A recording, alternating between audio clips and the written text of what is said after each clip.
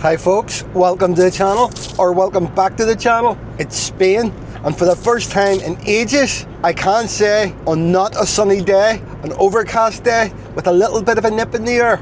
Right, so today's video, I want to talk about something that's really important. This is something I learned the hard way. If you're planning to relocate to Spain, or anywhere else for that matter, it's so important to choose the right place to live in the outset initially, because I didn't, I got it wrong. And I had to relocate eventually, although I stayed in the first place for a year. And of course, if that happens, there's a few consequences to it. One, cost implication, it's going to cost you money. Two, it's just a whole load of hassle that I could have done without. So to be honest, I thought I was careful, but I wish I'd have taken more time figuring everything out before I jumped in. But of course, that's just life lesson. I've learned that, and now I'm able to pass this on to anyone who could potentially do the same thing.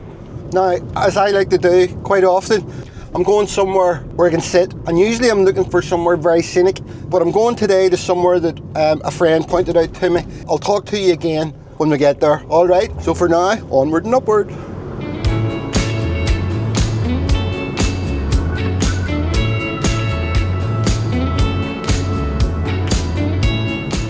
Now, the place that we're heading to, you'll know I'll pronounce this wrong probably.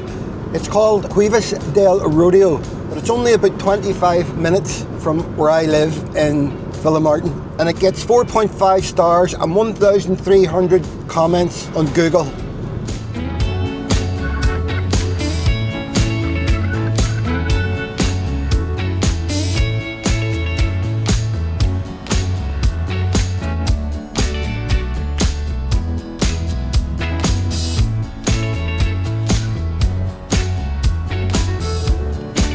Road's getting smaller and smaller. Oh, opened up a wee bit. Here we are. I think.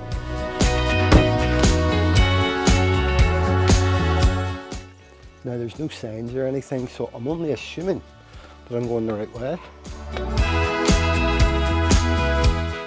Everywhere I go is uphill like.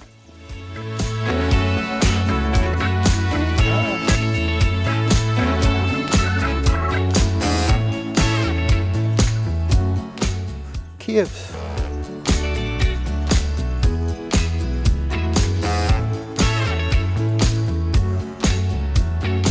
I did notice it said closed on Google, but because of the type of place it is, I didn't really know what closed meant, because I don't know if people live here or anything.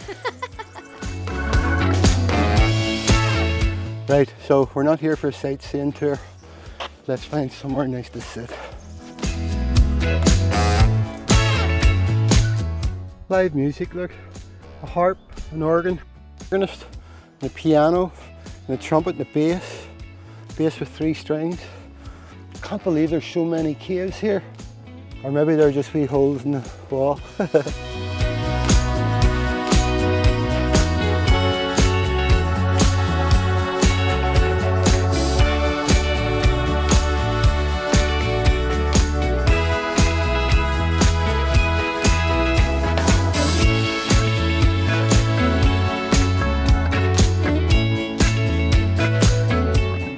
First of all, I've got a new furry friend for my microphone. If it usually it's windy, I now keep that underneath my jumper, but I've got this wee furry hood. See what it's like. Right, so where I went wrong when I first moved here. I was just so excited to find a nice place within my budget that, as I said earlier, I just didn't really think everything through. I thought I had, but I hadn't. And a video like this would have been fantastic if I'd been able to find one, but I couldn't. There were videos on this sort of topic, but it's nothing that I could really relate to. Nothing straightforward, which is why I'm making this one. So I always knew I wanted to be in the Alicante, Murcia region, and the first night I spent in a hotel in Murcia, nothing planned, and in no time at all, after talking on the phone as opposed to just searching the internet, I came across an advert to the place I eventually rented, which was in Guardamar del Segura, which is a really pretty, nice coastal town near Torrevieja. And it really just seemed perfect for me. I'll add a link. I did videos. I was over the moon when I came across it. just seemed perfect for me. Turned out, wasn't as perfect as I hoped. For me, for my needs. So although Guatemala is a beautiful place, there was a massive language barrier. I don't speak any Spanish other than single words, and Guatemala del Segura is a mainly Spanish town.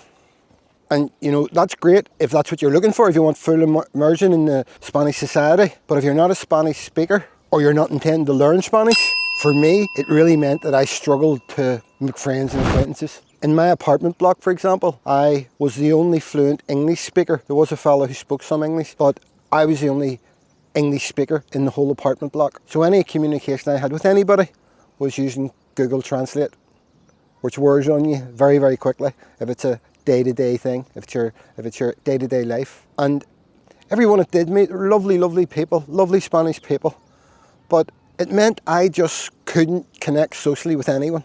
And when you're moving to a foreign country, somewhere completely new, where you have no friends, that is so important that you're able to meet people and find new friends, people that you can equate to.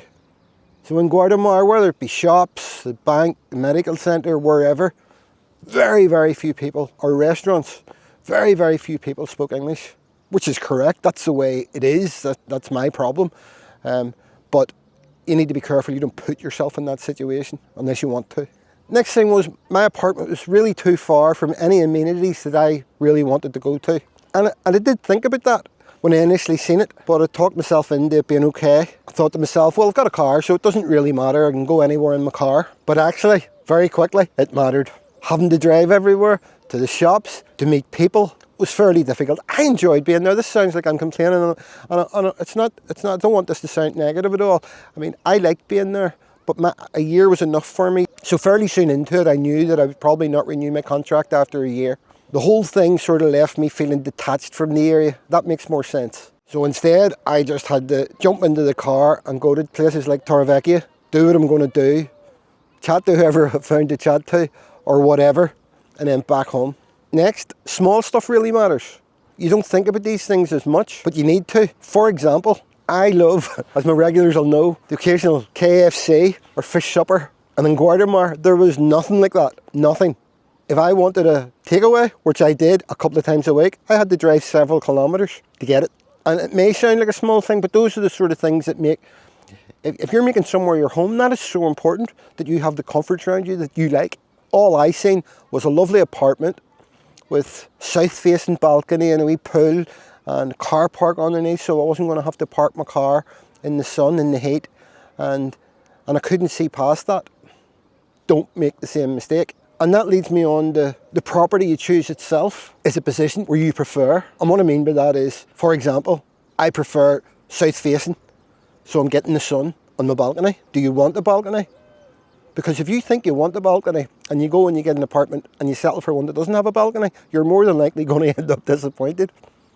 It's not like going on holiday, you arrive, it doesn't really matter, I'm only here for a week or whatever. It's your home.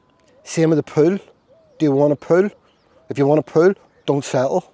Is the property well maintained? That's a really good sign of what somewhere is like to live. Is there excessive noise? Although that can be difficult because you could be there just at a quiet point and move in, but that's just a chance I suppose you take no matter where you move. If you have a car, is your apartment or house in a place that's easy to park? So when you're in the outskirts in a lot of the urbanizations in Spain, usually parking isn't a big hassle, but somewhere like Guatemala or Torrevieja, if your apartment's down near the sea, it can be dynamite to get parked, like really, really difficult. At times, whenever I go to the beach, I can't get parked, and I always think, oh, I wouldn't like to live here. And do you want to be near the beach, or do you want to be near parks? Consider it all. Don't just jump in like I do. Do the groundwork. I'm going to put a wee checklist at the end of the video somewhere that you can screenshot just to put all these wee thoughts in your head if it's a move you're going to make. And remember, this would apply to anywhere you go in the world. I thought I knew everything, thought I had it all sussed. I didn't. Now, I've been intending to make this video for a while now because I did move to the Torrevieja area several months ago, which isn't far at all down the coast from Guatemala, and it suits me much better.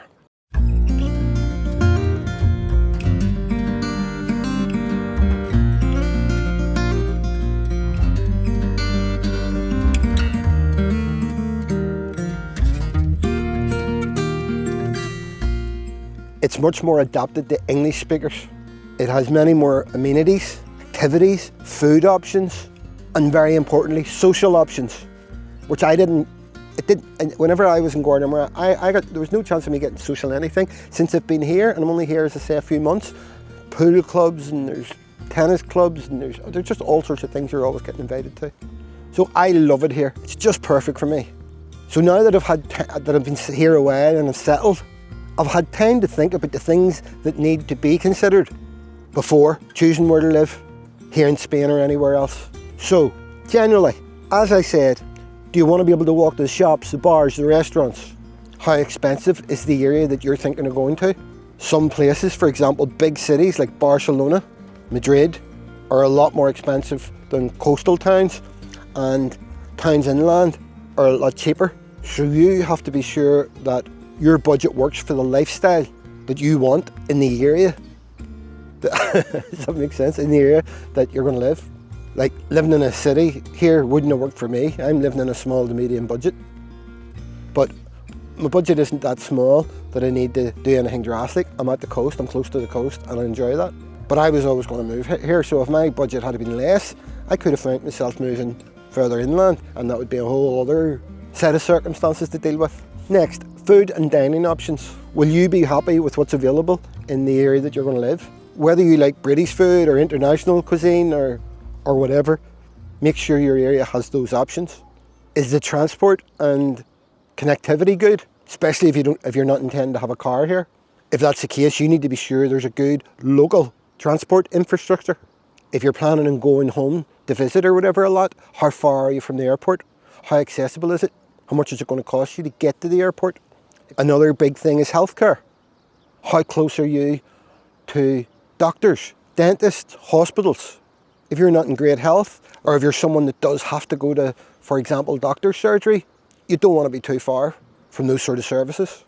And now I'm going to get on to the thing that was biggest for me. So whenever I came initially, I had just spent quite a long time in a van driving around Europe in a motorhome, and I had a great time on my own with 2 dogs and just had a great time. So then whenever the apartment came up, I thought, this is great. I didn't really consider too much about meeting people and all that sort of stuff.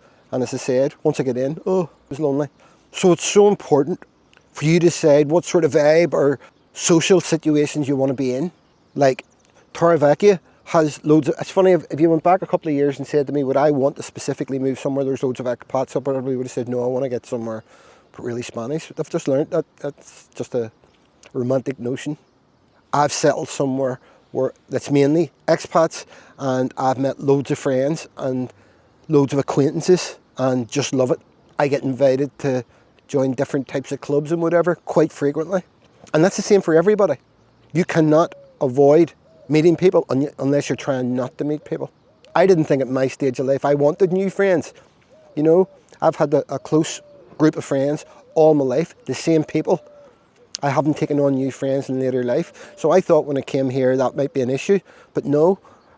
Another thing, is the area you're moving to safe? Now, Spain's quite a safe country, but there are areas, especially in the outskirts of towns or cities, that are not so safe, and you need to be sure you've researched that. If you work remotely, or you just want to make sure that you can get online very easily, you have to make sure that where you're going has good internet access. Here in Spain, some of the rural areas apparently have terrible internet access, which can be even more of a problem if you're intending to work online. It would be a disaster for me. Although most areas are fantastic in Spain, I get far faster speeds here than I ever got in Northern Ireland. But you still have to check. You still have to be. It's the first question I ask when I go somewhere. Have you got internet? And is it okay? And you also need to check what activities are available. In Torrevieja, as I keep saying, there's everything. And there's other areas with expats and whatever, maybe not just so much activities. Do you play golf? If so, is the golf course that's going to be amenable to you affordable to you? Because there are cheaper options. Do you hike? Do you like sailing? Whatever. Take it all into consideration. Do you like a good nightlife scene? Or do you prefer somewhere quiet with not too much noise? Super important thing that I learned was vital before settling. Visit before you commit. One of the biggest mistakes you can make is relying too much on, for example, property websites like Idealista, etc. And don't get me wrong, they're great for browsing. And before I actually went to Spain the first time, it was part of my dream, looking at all the apartments and the prices and this, that and the other. It's fantastic for that.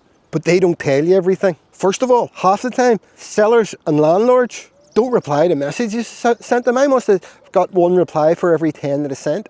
And most of them didn't lead anywhere. Well, in fact, none of them ever led anywhere.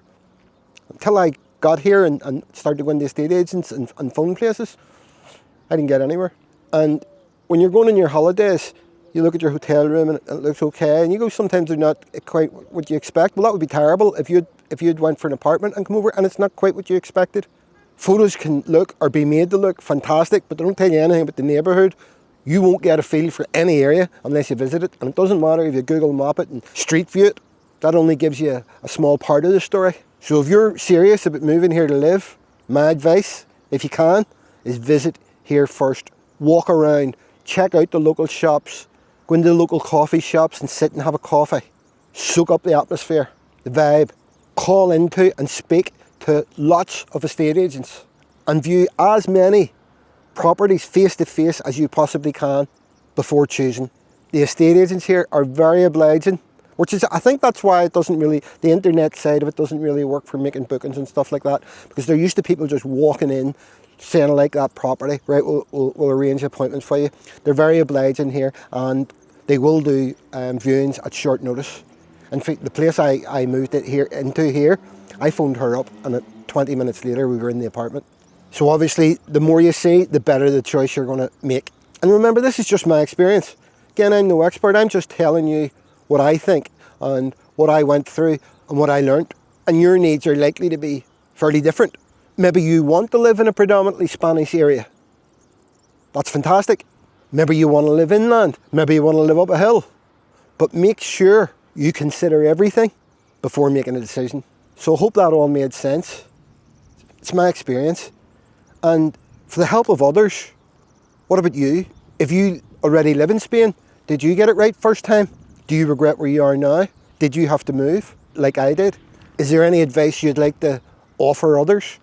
Is there anything you want to correct me on? Is there anything you want to add to anything I've said? Let me know in the comments. I love to hear your comments, and they may be of great use, of great help to others. Alright, don't know how long that video was. Seemed to get through that very quick.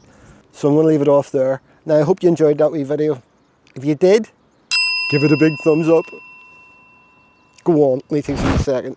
Don't forget to subscribe. And as I said, love to hear your comments, and they can be very useful to other people. But until next time, bye for now.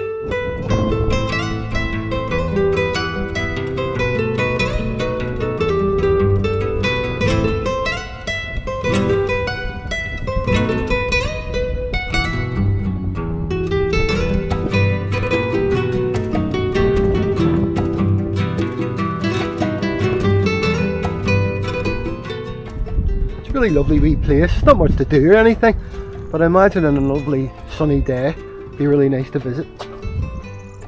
What's down here?